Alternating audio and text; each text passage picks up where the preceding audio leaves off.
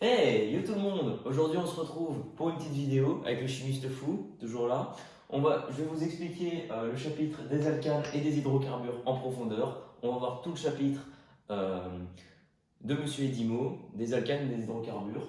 Voilà. On part directement sur le premier chapitre, les explications en profondeur. Voici voilà. Donc voilà, on commence tout de suite ce chapitre par la première page qui sont les différents types de chaînes carbonées. Il y a les molécules saturées. Les molécules saturées, c'est ceci, par exemple.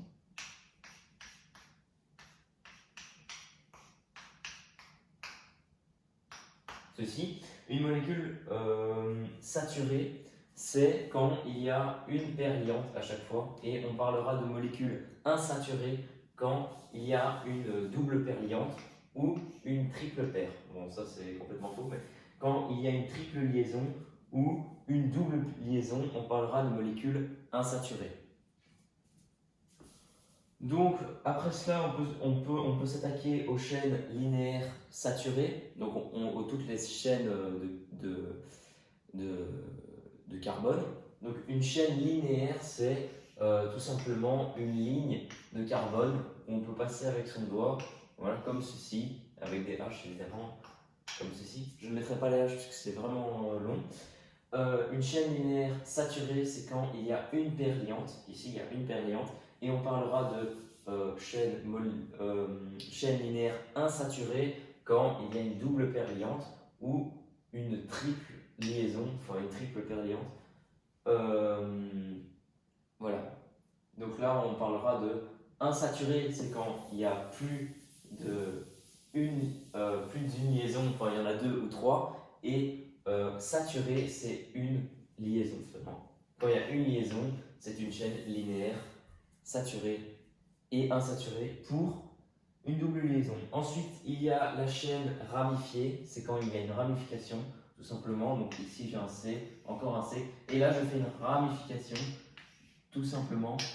La chaîne est ramifiée, ça c'est une ramification. On met toujours les H ici, c'est important. Ici, il y a une ramification comme ceci. Du coup, là, il n'y aura qu'un H. Ça, c'est CH, CH3. On a ramifié et c'est une chaîne ramifiée. Une chaîne ramifiée, voilà, c'est ça. Une chaîne ramifiée est toujours la même chose. Hein. Saturé, il y a une liaison. Insaturé, une double liaison. Il faut faire gaffe. Hein. Insaturé, ça veut dire que c'est différent, c'est écrit différemment. Quand c'est insaturé, il y a une double liaison. Ensuite, c'est surtout cette ramification qui fait qu'on ne peut plus passer juste avec son doigt sur une ligne et suivre là. Hop, si je vais comme ça, non, ça ne marche plus. Il peut y avoir plusieurs ramifications, on le verra plus tard. Ensuite, on a la chaîne cyclique. La chaîne cyclique, ça s'entend, hein. C'est juste, ça fait un cercle. Les C, ils font un cercle et c'est très simple, très intuitif. On met les H ici, rien de bien compliqué. Voilà, on remet des H ici. C'est un peu brouillon là. Les C sont en forme. Il n'y a pas d'extrémité, c'est ça. Donc il n'y a pas de carbone en extrémité. Ils sont tous à l'extrémité. Et alors voilà, c'est tout. Bon, ils font un cercle cyclique, c'est très simple. Et voilà. C'est cela, on peut s'attaquer aux différents types de carbone. Il y a un carbone primaire, un carbone secondaire, un carbone ternaire ou tertiaire et un carbone quaternaire. C'est très simple. Donc, un carbone primaire, c'est un carbone qui est en fin de série. C'est-à-dire qu'il y a un seul carbone, il est lié à un seul carbone. Ici, c'est un carbone primaire que je vais identifier parce qu'il y a un carbone qui est lié à lui. Vous voyez? Donc ici, bon, je ne mets pas les H, c'est bon. Ici, il y a un seul carbone qui est à côté de lui, ce qui fait qu'il est primaire. Donc celui-là, on peut conclure qu'il est secondaire, parce qu'il y a un carbone ici, et un carbone ici, il est lié aux deux carbones, ce qui fait que c'est un carbone secondaire. Secondaire, car il est accroché à deux carbones. C'est ça. Un carbone ternaire, c'est, vous l'aurez deviné, c'est très facile, il a 4 carbones à côté, 3 carbones pardon, à côté de lui. Celui-là, c'est un carbone ternaire parce qu'il y a un C ici, un C ici et un C ici. Voilà. Et un carbone quaternaire, évidemment, c'est très simple. C'est un C au milieu entouré de 4 C. C'est un carbone quaternaire très facile. Voilà. Donc, une fois que vous avez compris ça, on peut directement passer aux différentes formules. Il y a la formule brute. La formule brute, c'est juste l'expression écrite très simplement. Par exemple, prenons C9H20. Là, c'est la formule brute de C9H20. C9H20, il y a 9 carbone et 20 hydrogène. Ok. Une fois qu'on a cette formule brute, il y a la formule développée. La formule développée consiste à développer chaque atome de carbone. Donc, sur le premier carbone qui est le carbone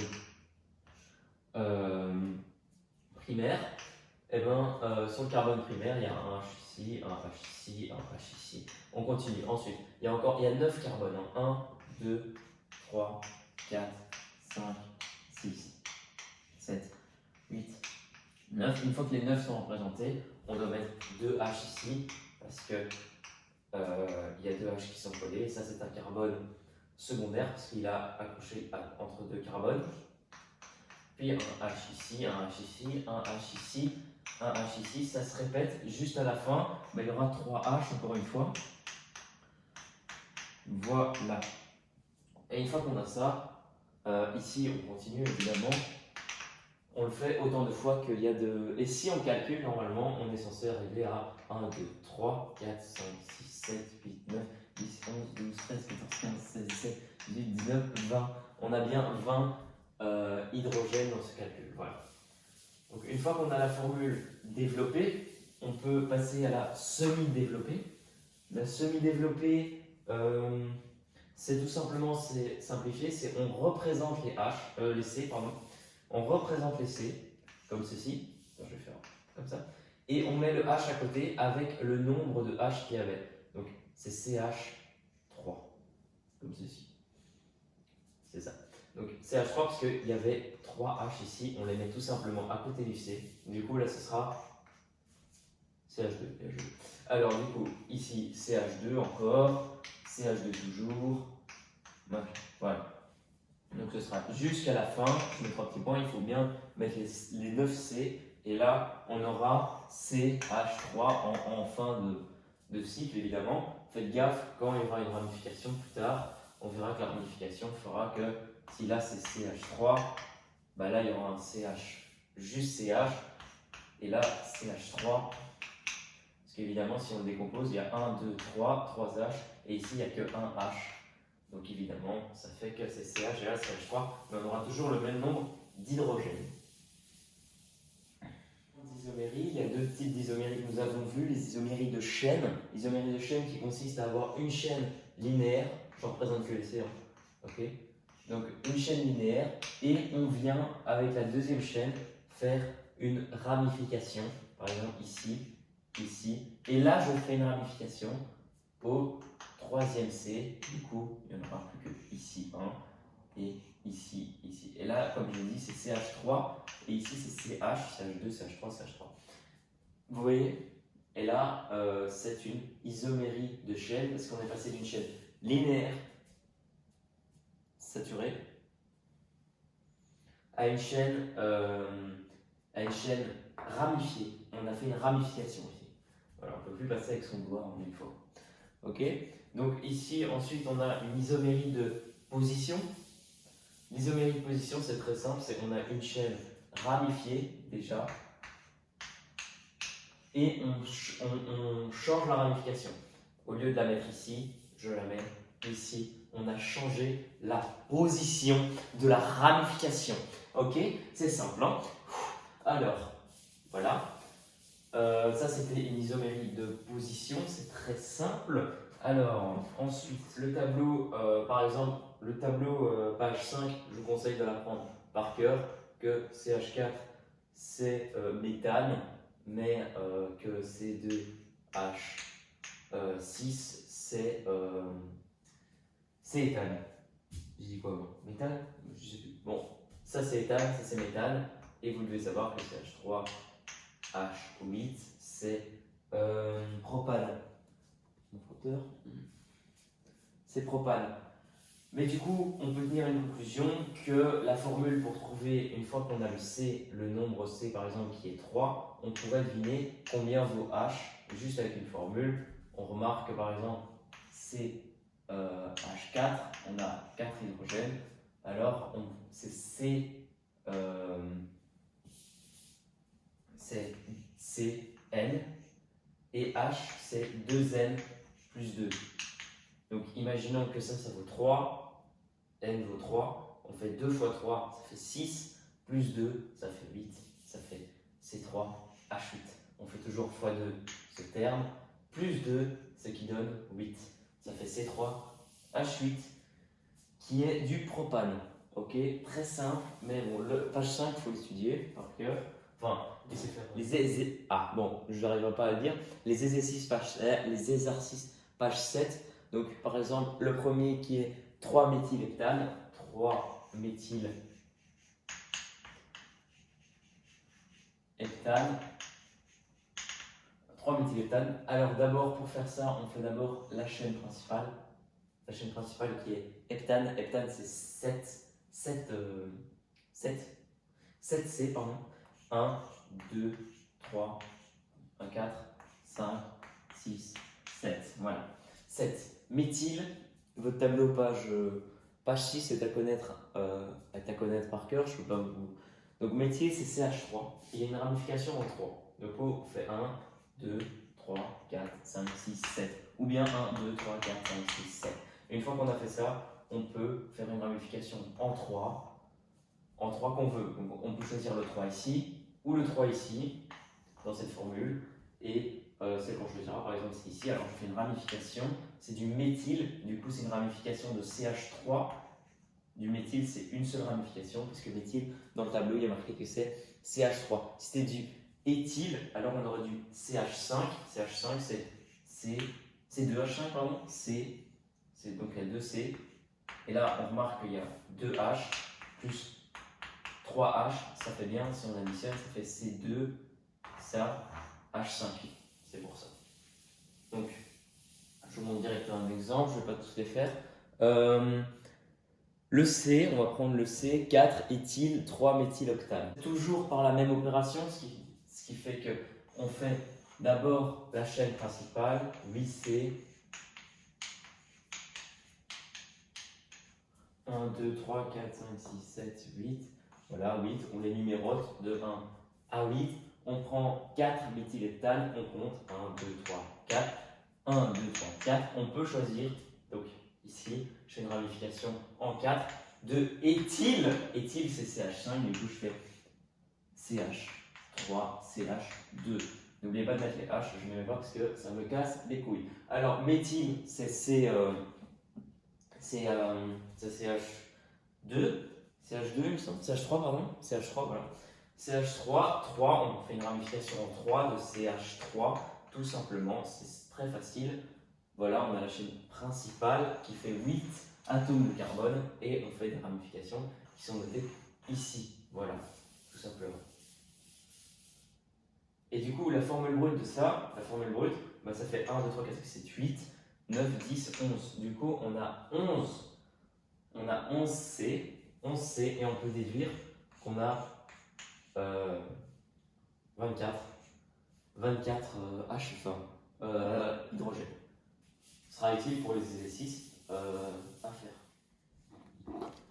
Donc là, on va passer directement aux équations de réaction de combustion. Les équations de combustion, donc ce sera toujours la même chose. Ce sera Cn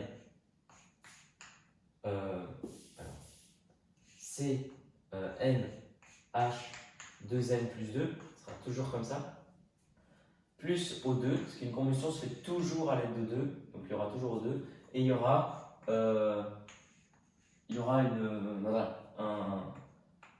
dans les produits, il y aura du CO2 qui sera rejeté, plus de l'H2O. il faudra pondérer tout ça. Ici, c'est n. Ici, c'est 3n plus 1 sur 2. Et ici, c'est n plus 2. n plus 1, pardon, il me semble. Et voilà, donc ça, vous retenez par cœur que quand on vous dit, par exemple, dans une consigne, on met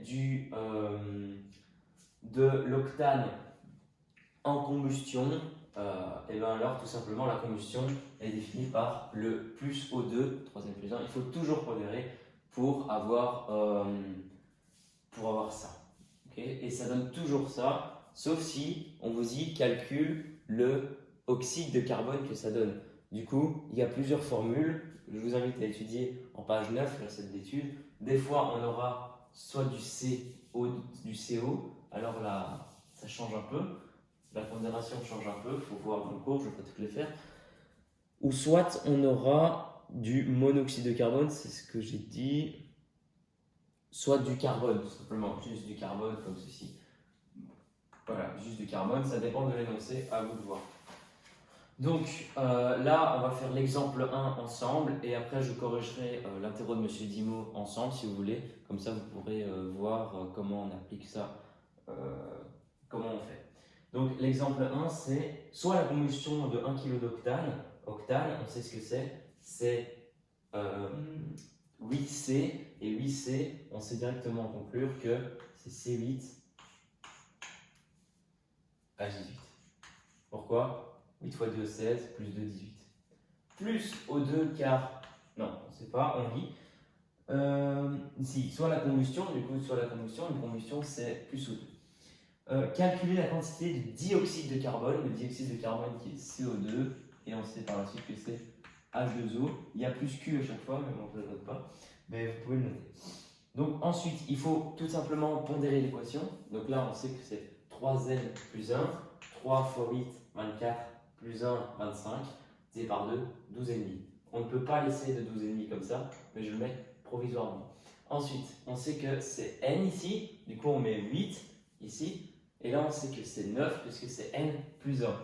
Voilà, ici, donc on voit qu'il y a un 12,5, tout simplement pour éviter cela, je vais mettre un 2 ici, ce qui va faire que ce n'est plus 8 mais 16. En fait, je multiplie tout par 2. Comme c'est 16, bah là c'est 18, et là, tout simplement, on revient à 25 molécules, mol d'O2, molécules. On pondère quoi. Ensuite, tout simplement, on fait un tableau. Donc, le nombre de moles. Le nombre de moles qu'on peut dire qu'il y a 2 moles de C, 25 moles de 2, 16 moles de CO2, 18 moles d'H2O. Ensuite, on demande quoi? La quantité de dioxyde de carbone libéré dans l'atmosphère. Tout simplement, là, on va calculer la masse molaire de chaque élément. La masse molaire de chaque élément, on le retrouve dans le tableau périodique des éléments, tableau de Mendeleev. Alors là, on va faire 8 fois 12, puisque 12, c'est la valeur de C dans le tableau périodique.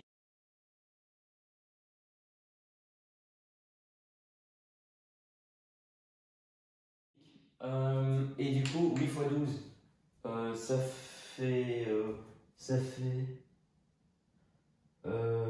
donc 8 fois 12 plus 18, je ne sais pas ma calculatrice, et du coup ça fait 114. 114, on note 114, voilà. On fait la même chose pour O2, O2 c'est 16, du coup 32, parce qu'il y a 2 O2, on n'oublie pas. Ici CO2 ce sera 44, donc là c'est toujours la même chose, c'est des valeurs que vous pouvez retenir par cœur, parce que O2 sera toujours 32, et 18 oui, parce qu'il y a oui, HC1, pardon. HC1, du coup, 16 plus 2, 18. 18. Ensuite, qu'est-ce qu'on fait? On calcule le nombre de moles initial. Pour calculer le nombre de moles initial, je vais m'aider de cette formule, la formule qui dit que N égale la masse sur la masse molaire. Masse molaire, c'est ça. Du coup, on peut transformer ça. Donc, le nombre de moles initial. Qu'est-ce qu'on a? On a 1 kg d'octane. 1 kg d'octane. Ici, c'est l'octane. On a 1 kg. Du coup, on peut dire qu'on a 1000 grammes. Et on a la masse molaire qui est de 114. 114. Voilà, comme cela. Donc, tout simplement, on obtient 8,72. 8,72 pour 2 moles de ces 8H18. Donc, qu'est-ce qu'on fait? Donc, il faut qu'on fasse ce calcul. Voilà, c'est ça. Et du coup, qu'est-ce qu'on fait quand on a eu ça? Eh ben, on fait pour 25 moles, combien on a besoin? Ben, on fait x 12,5. 8,2 x 12,5, ça fait 109,65, tout simplement. Une fois qu'on a eu ça, eh ben, on peut tout simplement faire la même chose. Si pour 2 moles de C8H18, on a 8,72, ben, on fait combien? On fait x 8 ici. Du coup, on fait x 8 ça. Du coup, on aura 70, tac, je sais plus quoi. Ensuite, pour repasser, on me demande la quantité de matière, c'est ça, la quantité de dioxyde de carbone. Ouais. Du coup, il nous faut le M. On transforme tout simplement la formule qui va être M. C'est quoi la formule? Non, c'est N égale M sur grand M. On peut la transformer si le domaine. Non, donc, ça fait M égale N fois grand M. Évidemment, le produit des moyens égale au produit des extrêmes. Du coup, je peux envoyer celui-là là-bas. Enfin, je multiplie par M, c'est tout.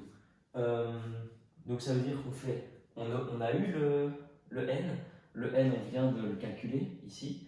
Donc, évidemment, il y a le nombre final, j'ai oublié ça, le nombre de moles final. Ici, on met rien et on le met en dessous. Mais bon, c'est un détail. Ensuite, qu'est-ce qu'il y a? On fait le nombre de moles, le nombre de moles qu'on vient d'avoir, voilà, fois la masse molaire qui est de 44 ici. Du coup, on fait 44 fois 70 et on obtient une masse de 3000, il me semble. Voilà, je n'ai pas ma calculatrice, mais 3000 et des grammes. En fait, c'est sur lequel 3118 grammes. 118 grammes, tout simplement. Voilà. Alors, c'est ça tous les exercices. Et voilà. Donc, ça, c'est fini. Là, on a fini tous les exemples, tout ce qu'il y avait dans le cours. Je vous invite à faire les exercices 12 et de la page 12 et 13. Voilà. Il y a beaucoup d'exercices. Moi, je vous envoie vers un lien dans la correction de l'interrogation pour des 10 mots. Et si vous avez des questions, espace commentaire. Si vous voulez une vidéo correction des exercices de la page 12 et 13, je suis à vous. Mais avec le cours, on pourrait bien s'occuper de tout ça. Merci de m'avoir écouté. J'espère que vous avez compris les notions d'alcane. Et on passe, voilà, merci. Bye.